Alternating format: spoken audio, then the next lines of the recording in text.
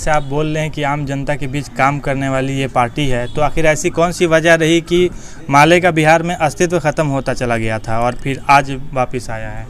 देखिए, माले का अस्तित्व खत्म नहीं होते रहा है। चुनाव में जीत हार होते रहती है।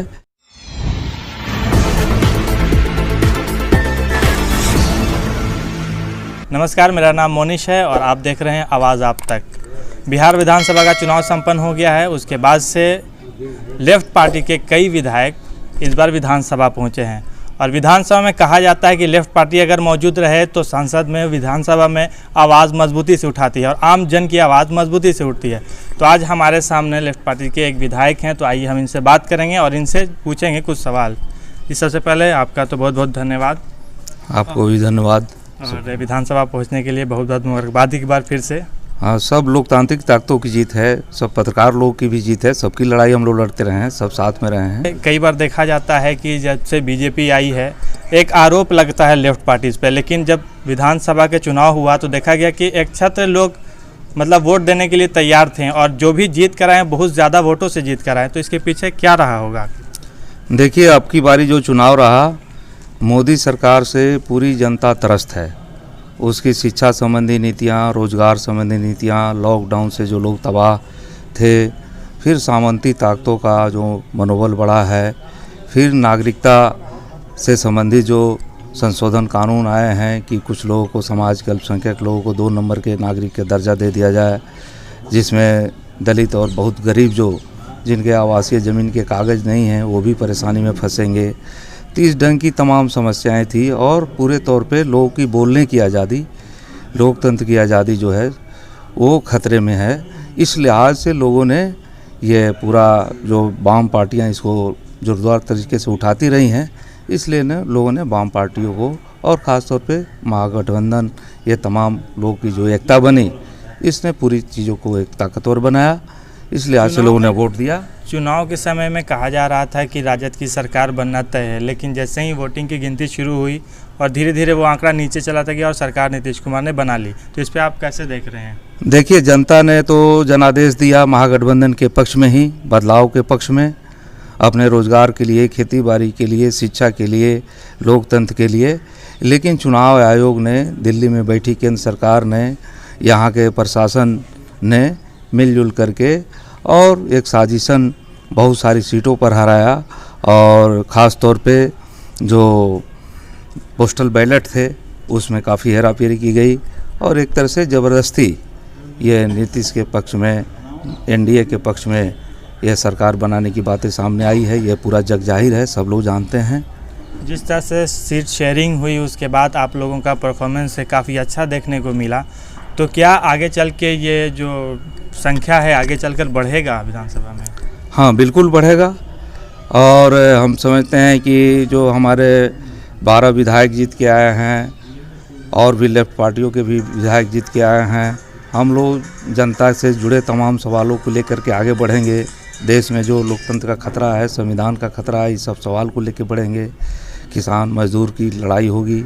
हम समझते हैं कि जनता के जब मुद्दे उठेंगे तो हमारा विस्तार भी होगा और आने वाले दिनों में उसका विधानसभा में प्रतिफलन भी दिखाई देगा, संख्या उसकी बढ़ेगी। बीजेपी कई बार आरोप लगाती है लेफ्ट पार्टीज पे कि ये या तो ग्रामीण क्षेत्र से, ग्रामीण नक्सल और माओवादी कह दिया जाता है, और अगर अर्बन क्षेत्र से आते हैं तो वो अर्बन नक्सल की ओर कह दिया जाता है। तो इसको आप कैसे देखते हैं? क्या सरकार पे सवाल उठाना नक्सल कहलाता है? देखिए, असल में सरकार तो नक्सल ही नहीं, बहुत सारे लोगों को देशद्रोही भी कहते रही है। तो हम समझते हैं कि जो भी लोकतंत्र के सवाल लोग उठाते रहे हैं उनको सरकार देशद्रोही तक कहते रही है, जेलों में डालते रही है। अभी भी बरबर राव से लेके गौतम नवलखा, अरुण फेरेरे, बहुत सारे लोग जेल में हैं।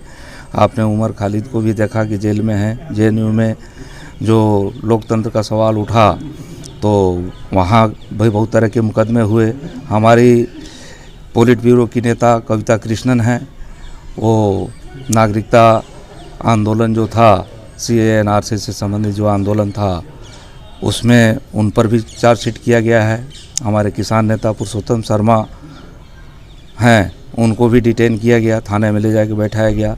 तो एक तरह से पूरे लोकतंत्र के पक्ष में जो लोग भी आवाज़ उठा रहे हैं उन पर तो तरह तरह के आरोप लगते रहे हैं। चुनाव के बाद देखा जाता है कि चुनाव का प्रचार प्रसार के लिए नेता तो जाते हैं आम जनता के बीच, लेकिन जीतने के बाद वो शायद भूल जाते हैं। तो क्या हमेशा की तरह ऐसा होता है, तो आज भी वैसा ही है या फिर परंपरा? नहीं, माले के नेताओं के साथ खासतौर पे मैंने माले जैसी पार्टी के साथ तो ऐसी बात नहीं है, और हमारी पार्टी की आत्मा तो है वो जनता में ही बसती है, और हमारी पार्टी जो है भाकपा माले जो है वो जनता की ज़रूरत से पैदा हुई है। इसलिए देखेंगे आप कि माले के जो लोग भी जीते हुए हैं वो कोई पैसे वाले नहीं हैं, वो जनता के बीच काम करने वाले हैं, देश के लिए समाज के लिए लड़ते रहते हैं। तो इसलिए आज से ये जनता से अलगाव का कोई प्रश्न नहीं उठता, और हमारे जो जीते विधायक हैं वो और ज़्यादा पहले से सक्षम तरीके से जनता के बीच काम करेंगे, जनता के तमाम सवालों पर लेके आगे बढ़ेंगे उनको। तो जिस तरह से आप बोल रहे हैं कि आम जनता के बीच काम करने वाली ये पार्टी है, तो आखिर ऐसी कौन सी वजह रही कि माले का बिहार में अस्तित्व ख़त्म होता चला गया था और फिर आज वापस आया है? देखिए, माले का अस्तित्व ख़त्म नहीं होते रहा है, चुनाव में जीत हार होते रहती है, और केवल आपको विधानसभा में या संसद में पहुंच जाने से, कुछ सीटों के हासिल हो जाने से किसी पार्टी का जनाधार का आकलन नहीं किया जा सकता है। एक ये मापदंड जरूर है, लेकिन अब पूरे देश में हमारी पार्टी तेज़ी से बढ़ रही है, पूरे बिहार में भी बढ़ रही है। जहां हमारी पार्टी नहीं थी उन राज्यों में, उन जिलों में, उन प्रखंडों में, पंचायतों में लगातार बढ़ रही है।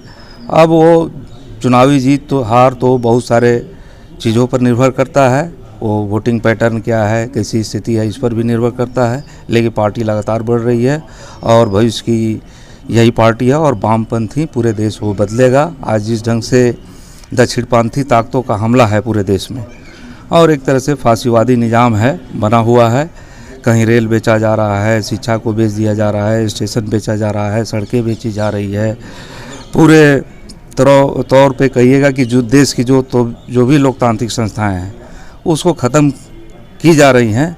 ऐसी स्थिति में तो दक्षिणपंथ का मुकाबला वामपंथी करेगा, और वैचारिक तौर पे ही, राजनीतिक तौर पे ही ये फांसीवादी ताकतों को ये हराया जा सकता है। इस लिहाज से वामपंथ को देश की अभी ज़रूरत है।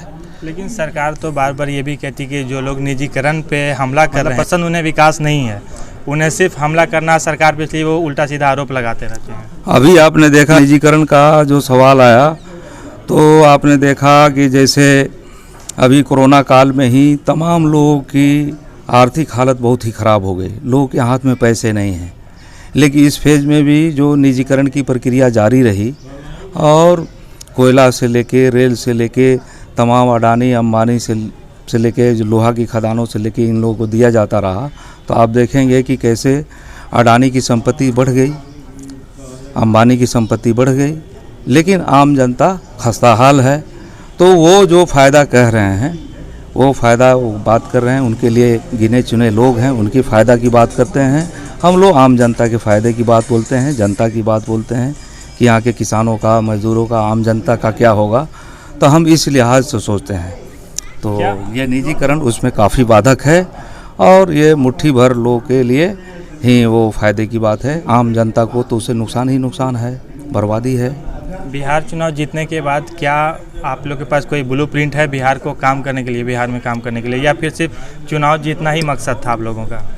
नहीं, ये तो हम समझते हैं कि हम लोग की पार्टी तो पूरे देश में एक बड़े बदलाव के लिए ही बनी है, और इस लिहाज से आप देखेंगे तो चुनाव में हमारा घोषणा पत्र है, रोजगार के लिए है, शिक्षा जो व्यवस्था यहाँ चौपट है, स्वास्थ्य व्यवस्था चौपट है, गरीबों के घरों के मकान की ज़मीन नहीं है, आवासीय ज़मीन उनके पास नहीं है, भूमि सुधार यहाँ नहीं हुआ है, कृषि यहाँ बाढ़ से तबाही है, सिंचाई की कोई व्यवस्था नहीं है।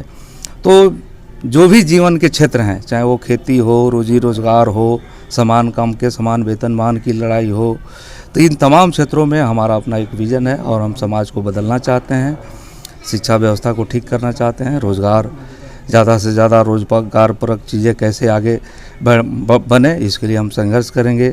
और इस लिहाज से हम समझते हैं कि समाज कल्याण के भी क्षेत्र में, हर क्षेत्र में हमारा विज़न है, समाज को, जिससे समाज को बदला जा सके। सामंती माफिया अपराधी तत्वों का जो वर्चस्व है जो भ्रष्ट ताकतों का जो वर्चस्व है सोसाइटी पर वो ख़त्म हो। आप देख रहे हैं कि नल जल घोटाला पूरे तो काफ़ी लूट हुई है, और हम समझते हैं कि ये जो स्वास्थ्य विभाग है उसमें भी काफ़ी लूट चल रही है। तो कुल मिला करके तो हर क्षेत्र में विजन है, चाहे वो खेती के बारे में, चाहे शिक्षा के बारे में, रोजगार के बारे में, उद्योग धंधों के बारे में, तमाम चीज़ों के बारे में हम लोग सोचते हैं, बाढ़ के बारे में, सिंचाई के बारे में, हर लिहाज से हम लोग सोचते हैं। और वो घोषणा पत्र में भी है, हम लोग उस दिशा में चीज़ों को ले जाएंगे, बढ़ेंगे, इसके लिए संघर्ष होगा। क्या ये हो सकता है कि बाद में आप अपना पल्ला झाड़ने के लिए सीधा सरकार पर आरोप लगा दें कि हम सरकार में नहीं हैं इसलिए काम नहीं कर पाए? देखिए, बहुत सारी चीज़ें तो सरकार पर निर्भर है, उनकी नीतियों पर निर्भर है, लेकिन हम सरकार पर दबाव बना करके ज़्यादा से ज़्यादा जनता के पक्ष में चीज़ों को करना चाहेंगे, और इसके लिए हम लोगों का संघर्ष जारी रहेगा।